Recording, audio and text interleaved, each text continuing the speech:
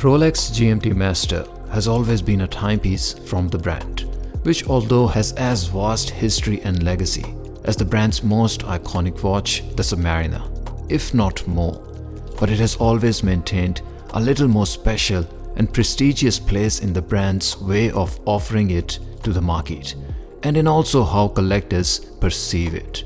For example, it retails not too much higher than the Submariner date, but when you look at its market prices, it goes way and much above. Now there's an argument about perceived hype and scarcity.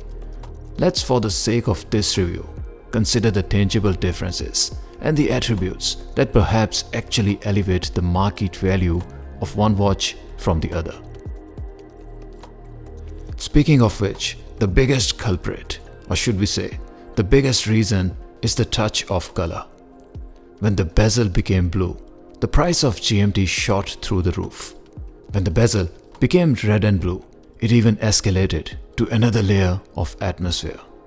Even when the color of green was added to the subs, they went up too. If you might remember back in 2016 or 2017, when the black bezel GMT and black bezel subs both were in production at the same time, there wasn't actually much difference in their price point. Or even if you buy today the black bezel GMT or the sub from the same year, similar condition and delivery contents, they are more or less similar in price point.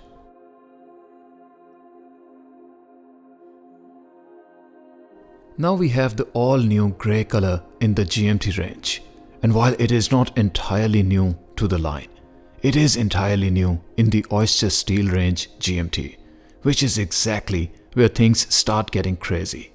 The combination of black and grey does look very interesting and beautiful. And if there's one thing that's different in this new color range, it's that this is the first GMT in Oyster Steel that has the color but less pop or in-your-face effect compared to the previous iterations like the Batman or the Pepsi. So while you still enjoy a little contrast on the watch, it doesn't pop out to the point that it is almost bold enough to scream to the audience or to your colleagues that you are wearing something special. In other words, it is a little understated and subtle, which in all honesty matters really big time in collectors' world, and it aligns perfectly with what a stainless Rolex often delivers to its wearers and owners. So what exactly is new in the new face GMT that we can't ignore to talk about in this video? And interestingly, aside from the color, there's nothing. It's got the same movement as the current Pepsi or Batman.